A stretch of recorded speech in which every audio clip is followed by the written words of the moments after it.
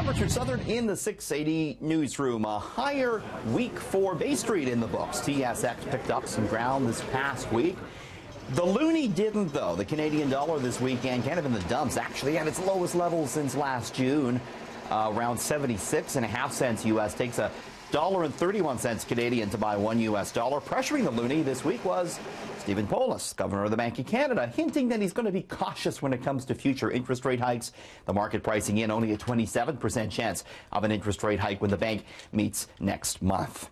Boy, big news out of the retail sector this week. Toys R Us done in the United States. The 70-year-old retailer closing up shop, closing all its 700-plus U.S. stores, putting 33,000 people out of a job. Of course, it filed for bankruptcy last year, struggling under a mountain of debt. There is a chance the Canadian stores will be saved. They are open for business this weekend, and there is a group of toy makers getting together, led by MGA Entertainment. They're the makers of Bratz dolls. They've submitted a bid to buy the Canadian operations. No guarantee this is going to go through. Industry analysts, they're not convinced it's actually going to work, that the Canadian stores will be able to go it alone. But so far, Toys R Us Canada open for business, still accepting gift cards and the like.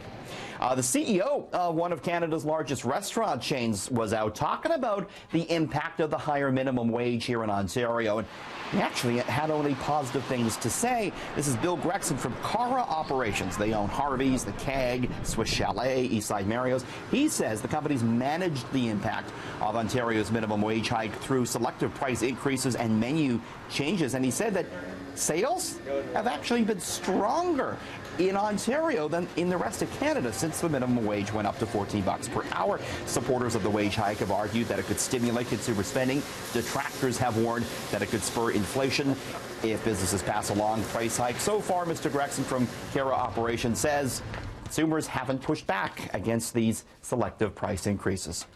Well, say cheese, I want to show you something cool. What we're going to look at here is the most expensive camera in the world. It sold at auction this past week. This is a camera from 1923, sold for the equivalent of 3.8 million Canadian dollars. It was one of just 25 prototypes made by the German photography manufacturer. At the time, were among the most innovative compact cameras in the world.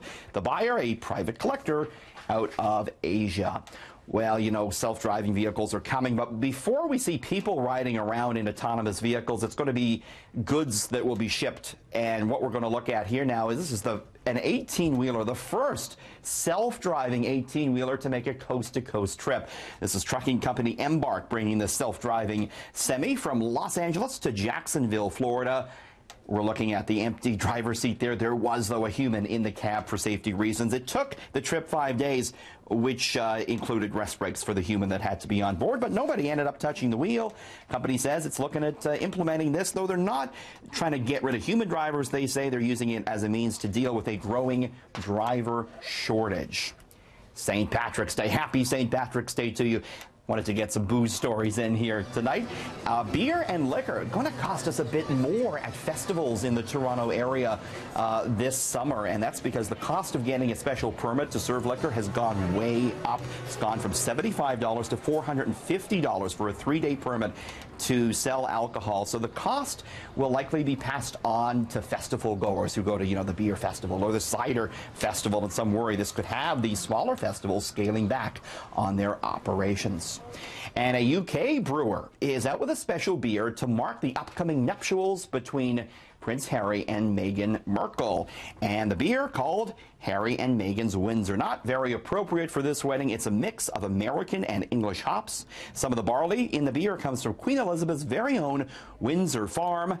And this is from the Windsor and Eton Brewery, which is just a 5-minute pub crawl away from St. George Chapel, where the two will get married in May.